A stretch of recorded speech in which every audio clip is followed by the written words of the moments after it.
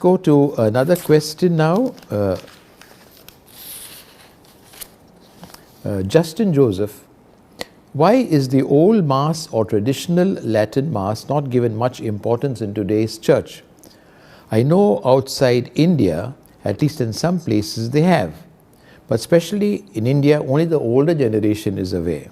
As Catholics, we should be proud that this is the Mass of the ages. Our parents and grandparents have attended this Mass throughout their lives. Also great saints like Joan of Arc, Thomas Aquinas, and the popes have attended this. What are your thoughts on that? And if we could have a catechesis on the two forms of the Mass. Regarding I'll tell you, Justin, I appreciate that you have got devotion to the old traditional Mass, but the idea was the liturgy was being revived. Second Vatican Council studied this very thoroughly. There was a liturgical reform, and great men like Romano Guardini, great liturgists, began much before Vatican Council, saying how our worship, they analyze the Mass, and the Mass is so very, very, very rich, the traditional Mass also, because everything evolved, as you rightly say, through the inspiration of God, lives of saints, everything was symbolic. But gradually, unnecessary things were added, and so the Vatican Council gave a mandate. Vatican Council means all the bishops of the world gave a mandate, and I'm sure they consulted their experts. There was so much, I've seen the acta, all the speeches made. There was so much of discussion and debate, so many commissions before. Now, one big principle was an active participation of the faithful. They wanted to have that the Mass becomes something where the people actively participate. And so whatever is not essential was changed. When I was a schoolboy, I remember it was in Latin.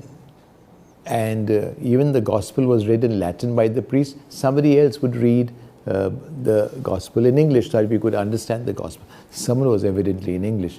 But we did not know what the priest was saying unless you knew Latin. Now, I had the privilege of studying Latin in school because my parish priest insisted we study Latin in school. And so I could understand a few words, but then later on we could understand what they were saying.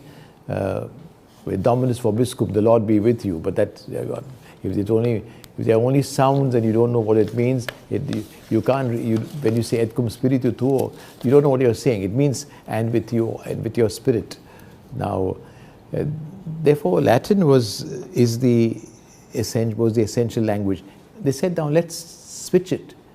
Why stick? What was sacred? There was nothing sacred about his having Mass in Latin, and therefore the Mass was changed into to allow it in the vernacular. I was telling you, I think last time or Sunday before last, we were privileged in Mumbai, in Bombay city that time, for the first time in the world to have the Mass in English at the Oval Maidan, not far from here. First time and so that really is what is. Now, why is not given much importance? Because really this new one is an adaptation, an improvement, a newer version, a more studied version. That's why the older one gradually fades. When you have but it's been, by an exception, it's been allowed by the Pope. And then you also asked another question, Justin, that could we have a catechesis of the... I'll pass this on to the team preparing the catechesis, but I want to be honest with you, Justin. I'll ask them to hold on. I told you the Pope has asked for a study of how the Latin Mass is all over the world, and I think they might give some new regulations, some new permissions, and I'll wait for the Holy Father's directions on this before we have the catechesis, so that we can also, if necessary, give a catechesis about that. There's another question here. This is from, why isn't the church bell during the hours of the Angelus rung loudly? One can barely hear it. In my neighborhood, the azan is loud and clear. I feel our church bell should be loud and clear. Houses near the church can hear it clearly. Your thoughts on that? Now, I don't know which parish you belong to. You'll have to ask your parish priest to repair the church bells if they're not working well. Now, seriously speaking, it's out of sensitivity. We used to earlier, church bells were rung morning, noon, and evening to thrice to remind us of the incarnation. That's why we said the Angelus, remind that God has become man. That's really, and it also was a sign for people. It was indication of what time. People didn't have watches, what time it is. It also became a social event. There's nothing very spiritual about it in that particular sense, except that it was a reminder. Now, we are living in a city, Justin, in Mumbai, and I can see there's a question of people sleeping late, elderly people, and we've got to be sensitive about that also.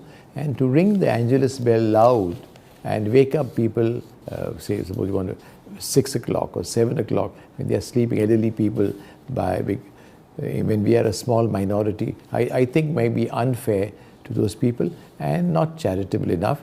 So I don't see really there's reason for it to be rung loudly. Afternoon, your work is already going on, and therefore people are all awake. It doesn't disturb people. Let's go to a couple of other questions. We're already beginning to run out of time. This is again Justin Joseph. I would see in certain places that priests before and after giving a sermon sign themselves. I think it's a good tradition. Your thoughts on that? Now, yes, I've seen that. People do make the sign with the cross before. Now, it depends on what you make the sign of the cross for. Suppose there's a mass going on and an outside preacher comes, who's not the one who's saying the mass. It's not normally liturgically done, not the best thing, and he comes and he wants to give a sermon. Then I would think that he would begin his sermon in the name of the Father and Son, Holy Spirit. I'm not saying he should, but that's how he would do it. And he would end, or perhaps end with that.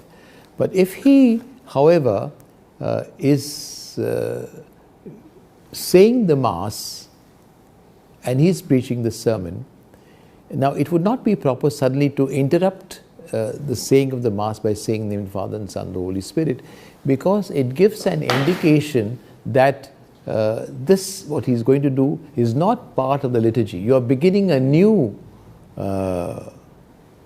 section by saying the name of the Father and Son, Holy Spirit. So it would not be liturgically correct now for the same preacher to, in the middle of the Mass, begin by the name of the Father, Son, Holy Spirit, which was done before. Because now the whole thing is one unit. The homily is fully part of the liturgy. Now, on the other hand, Justin, I agree. I would not condemn if a priest really wants to begin and say, I want to speak really in the name of the Father and Son, the Holy Spirit to you, and he feels devoted to call that, and I wouldn't condemn him. But there is a meaning. When they do that, means it's a new act, not part of the liturgy. So not liturgically correct. For me, when I say Mass, this morning when I said Mass, it'd be not correct for me to, after reading the Gospel, to begin in the name of the Father, because the homily is a continuation of the Gospel, a reflection on the Gospel. Therefore, that's really the reason why it's not done. And let me take one more question of Justin's. Also, if you could have a catechesis on the different hours of the day, matins, vespers, compline, and the differences between the old and the new divine office, and how to pray them. Sure, I'm going to tell them to really have the divine office once in a way. I can see that it's a beautiful thing to have to pray the office, the liturgy of the hours, and to explain. Maybe if I have time, I might speak, but it will take maybe we'll have a catechesis on this. It's a good idea. I want to tell you that there has been some update, and now there has been in the readings, I mentioned it recently, but optionally, they've made a 2-year cycle. Before, for the readings and the liturgy of the hours, we had a 1-year cycle only every year. Optionally, some countries wanted to have an exposure to more readings during the liturgy of the hours. Just like how we have for Mass, year A, year B, year C on Sundays, and on weekdays year A and B. For the office, divine office also, some said let us have also year A and B, and they gave it optionally. And very recently, within the last month or 5 weeks ago, the congregation has completed a set of readings for the divine office, allowing people to have a 2-year cycle. It's not yet become formal, not yet become official, not yet become obligatory, but I think most will begin to use it after some years gradually when it comes. Justin, thank you for your question, and each one of you, thank you very much for your question.